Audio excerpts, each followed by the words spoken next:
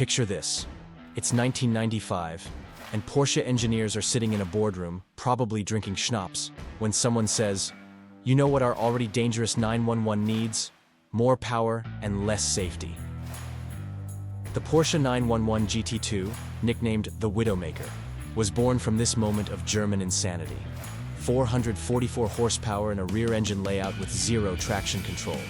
This wasn't a supercar. This was physics with a grudge. Let me paint you a picture of automotive madness wrapped in Porsche's legendary engineering precision. The 911 GT2 arrived as the most dangerous car Porsche ever sold to the public. And they knew it. While other manufacturers were adding safety systems, Porsche stripped them all out. ABS? Optional. Traction control? Didn't exist. Stability control? For the weak. This was German engineering at its most savage and most uncompromising. The nickname Widowmaker wasn't marketing. It was a warning. This car ended careers, terrified racing professionals, and made insurance companies close their doors when they saw it coming. Yet somehow, it became one of the most legendary Porsches ever built. Let's start with the insanity under the hood.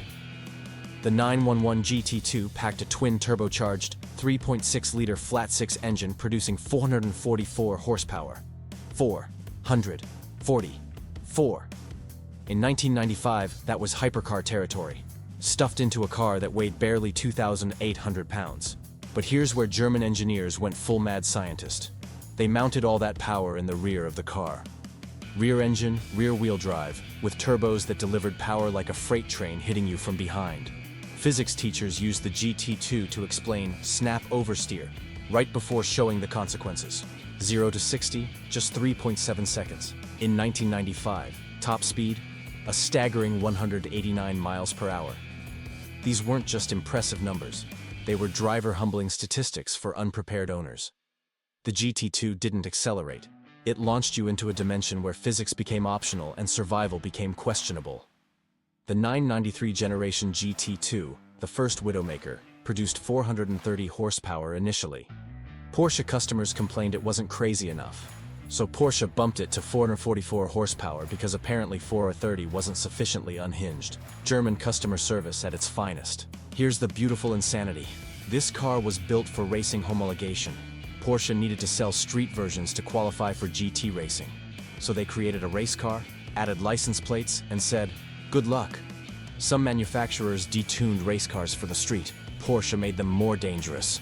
The 996 generation GT2 arrived in 2001 with 462 horsepower. Then the 997 GT2 showed up in 2008 with 523 horsepower. Porsche kept making it more powerful while keeping it just as uncontrollable. It's like they were conducting a scientific study on how much power before customers spontaneously become passengers. But wait, it gets better. The 997 GT2 RS arrived in 2010 with 620 horsepower. 620. That's more power than most Ferraris of the era, in a car that still had the stability of a shopping cart with one broken wheel. Porsche engineers were clearly competing for most intense product launch. Let that marinate for a moment. Porsche spent decades making this car more powerful while refusing to add modern safety systems. Traction control? That's for the weak. Stability control? Learn to drive? All-wheel drive? That's the turbo's job. The GT2 philosophy was pure. Real drivers don't need help, just excellent financial planning. The driving experience was legendary. Journalists described it as trying to wrestle a caffeinated cheetah while riding a unicycle. One moment, you're accelerating smoothly. The next, the rear end swaps places with the front, and you're facing backwards at 120 miles per hour. Racing driver Walter Röhrl, a man who fears nothing, said the GT2 was only for experts. When a two-time World Rally champion tells you a car is too dangerous, that's your sign to maybe buy something safer, like a fighter jet or a bull riding championship. The turbo lag was biblical. Press the throttle, wait 3 seconds, then bam! All 444 horsepower arrived at once like a surprise visit from physics. It wasn't power delivery, it was a power ambush. Porsche called it character. Drivers called it therapy material. Still with me? Good, because the engineering gets even crazier. The GT2 used lightweight materials everywhere. Carbon fiber, aluminum, magnesium. If it was expensive and light, Porsche bolted it on. The goal? Make the car lighter so the lack of traction control became even more dramatic. German logic. The suspension was race-spec stiff. Hitting a bump at speed wasn't just uncomfortable. It was a religious experience where you questioned all your life choices. The GT2 rode like a dump truck. If the dump truck was filled with dynamite and driven by someone who hated you, Porsche deleted the rear seats, air conditioning, and sound deadening. Why? Weight savings.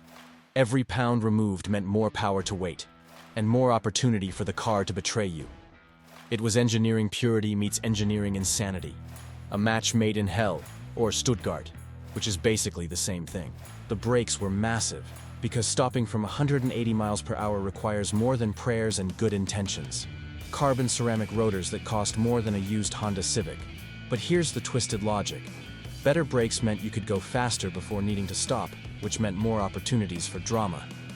Porsche safety engineering, everyone.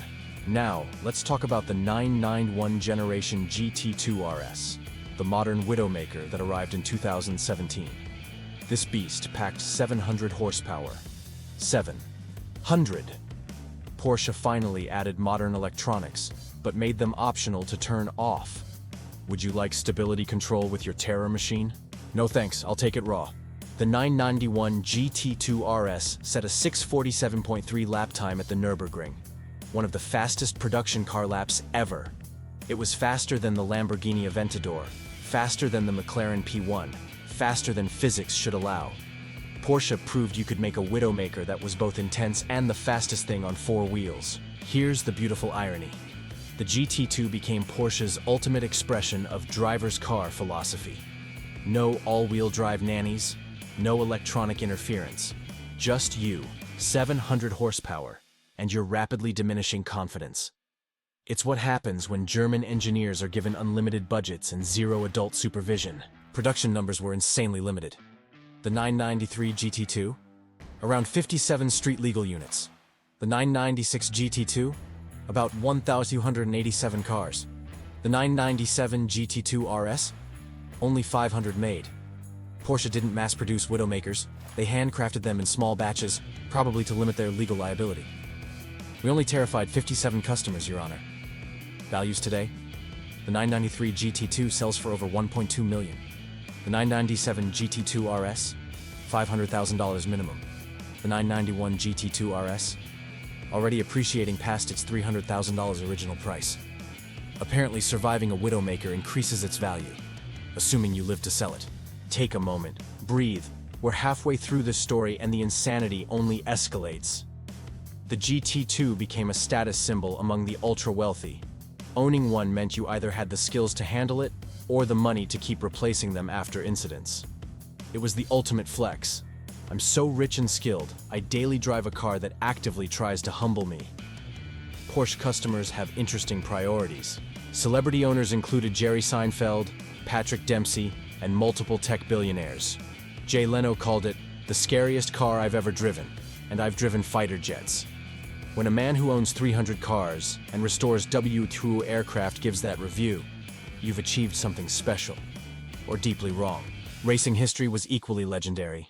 The GT2 dominated GT racing for years, winning championships and setting records. On the track, with professional drivers and proper safety equipment, the GT2 was unstoppable. On the street, with wealthy enthusiasts and their egos, less successful. Many GT2s ended their lives wrapped around expensive German barriers. Porsche could have made the GT2 safer. They had the technology.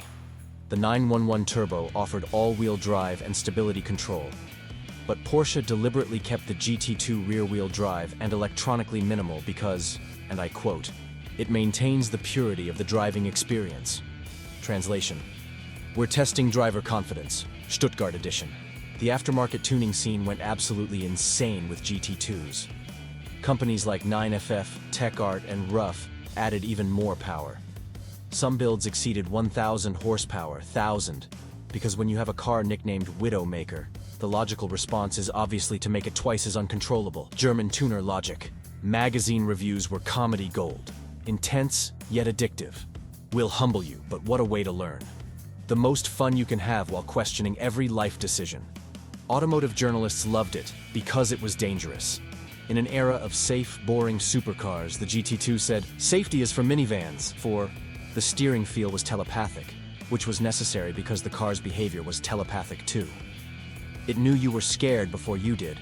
The GT2 could sense fear through the steering wheel, and when it detected weakness, it responded. This wasn't a car. It was a psychological test with turbos. Here's the cultural impact. The GT2 proved that in an age of increasing regulations and safety nannies, there was still demand for pure, unfiltered, potentially overwhelming performance. It became the last of a dying breed. Cars that respected your right to experience something incredibly intense at 180 miles per hour. Porsche could have discontinued the GT2 for liability reasons. Instead, they kept refining it, making it faster, more powerful, more uncompromising. Each generation was an evolution in controlled insanity. The GT2 wasn't just a car, it was Porsche's middle finger to the entire concept of safe supercars. So what's the legacy of the Widowmaker? It's the car that proved German engineering could create something both sublime and overwhelming. It's the supercar that earned its nickname through a combination of brutal power, physics-defying handling, and complete disregard for driver comfort. It's automotive excellence. Only the skilled survive. The Porsche 911 GT2, the Widowmaker, stands as proof that sometimes the most dangerous cars become the most legendary. 444 horsepower with zero help equals one hell of a story, if you live to tell it. This is Supercar Chronicles, where we celebrate the cars that tried to humble their owners. Next episode, we're diving into the Koenigsegg Agera RS, the car that hit 277.9 miles per hour on a public road and became the fastest production car in the world. Swedish engineering that makes the GT2 look tame. If you thought German engineers were crazy, wait until you meet the Vikings. Hit subscribe, because this madness is just getting started.